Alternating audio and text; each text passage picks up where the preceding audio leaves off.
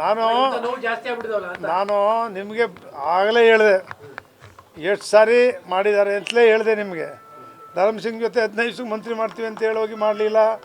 ಯಡಿಯೂರಪ್ಪನ ಜೊತೆ ಅಣ್ಣ ಹೋದ ಸಾರಿ ಊಟದ ಕಾರು ಮಿಸ್ ಆಯಿತು ಬನ್ನಿ ತಗೊಂಡೋಗಿ ಅಂದರು, ಕೊಡಲಿಲ್ಲ. ಸಿದ್ದರಾಮಯ್ಯನವರು ಸೋತು ನಾನು ಗೆದ್ದೋದೆ, ಮುಖ್ಯಮಂತ್ರಿ ಸಮಾನ ಹುದ್ದೆ ಕೊಡ್ತೀವಿ ಅಂತ ಕೊಡಲಿಲ್ಲ. ಅದಾದಮೇಲೆ ನಾಯಕರು ನಾವೇ ಅಂತ ಹೇಳಿದ್ರು, ಲೀಡರು. ಬೆಳಗ್ಗೆ ಹೊತ್ತಿಗೆ ಚೇಂಜು ಇರಲಿಲ್ಲ.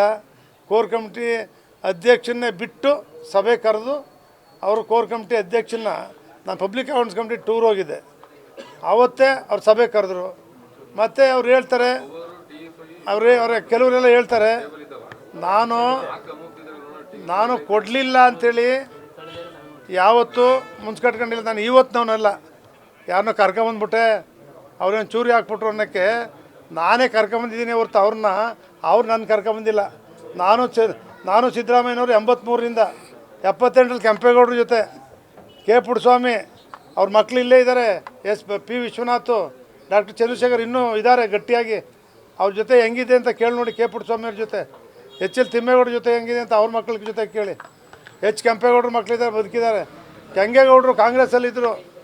ಇವರೆಲ್ಲರ ಜೊತೆ ಬೆಳೆದು ಬಂದು ಇವತ್ತು ನನ್ನ ಯಾರೂ ಕರ್ಕೊಂಬಂದಿಲ್ಲ. ಇವ್ರಿಗೆ ಒಂದು ಹೆಸರು ಬಿಟ್ಟರೆ ರಾಜಕಾರಣ ಮಾಡೋಕ್ಕಾಗಲ್ಲ, ಒಂದು ಹೆಸರು ಬಿಟ್ಟರೆ ರಾಜಕಾರಣ ಮಾಡೋಕ್ಕಾಗಲ್ಲ. ನನಗೆ ಯಾರ ಹೆಸರು ಬೇಕಿಲ್ಲ, ರಾಜಕಾರಣ ಮಾಡ್ತೀನಿ ನಾನು ಬೇಕಾದ್ರೆ.